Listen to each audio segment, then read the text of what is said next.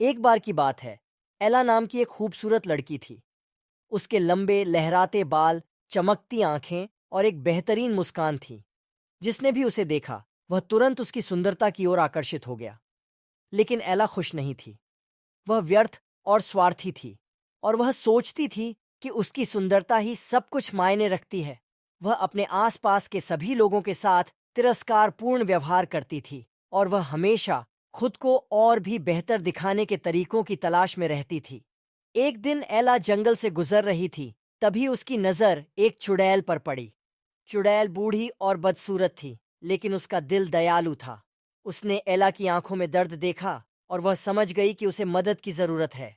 चुड़ैल एला को अपनी झोपड़ी में ले गई और उसे पीने के लिए औषधि दी। औषधि ने एला को बदसूरत बना दिया, लेकिन इसने उसे दयालु और दयालु भी बना दिया। एला अपने नए रूप से भयभीत हो गई, लेकिन चुड़ैल ने उसे बताया कि उसे एक उपहार दिया गया है। अब जब तुम सुंदर नहीं रहे, तो तुम दूसरों में असली सुंदरता देख पाओगे, चुड़ैल ने कहा।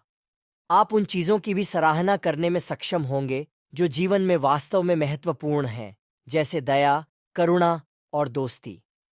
एला ने डायन की बातों को दिल पर ले लिया, और उसने अपना तरीका बदलना शुरू कर दिया। वह अधिक विनम्र और देखभाल करने वाली हो गई, और उसने ऐसे लोगों से दोस्ती की जो उसके जितने सुंदर नहीं थे। उसने प्रकृति की सुंदरता और जीवन की साधारण चीजों की सराहना करना भी सीखा। एक दिन एला की मुलाकात एक खूबसूरत राजकुमार से हुई, जिसे उसकी सुंदरता में कोई दिलचस्पी नहीं थी। वह उसकी दया और करुणा की ओर आकर्षित हुआ, और उन्हें प्यार हो गया। एला और राजकुमार हमेशा खुशी से रहते थे, और उनके कई बच्चे थे जो अंदर और बाहर से सुंदर थे। कहानी का सार यह है कि सच्ची सुंदरता भीतर से आती है। यह इस बारे में नहीं है कि हम कैसे दिखते हैं, बल्कि यह है कि हम इंसान के रूप में कौन हैं। जब हम दयालु दयालु और विनम्र होते हैं, तो हम वास्तव में सुंदर होते हैं।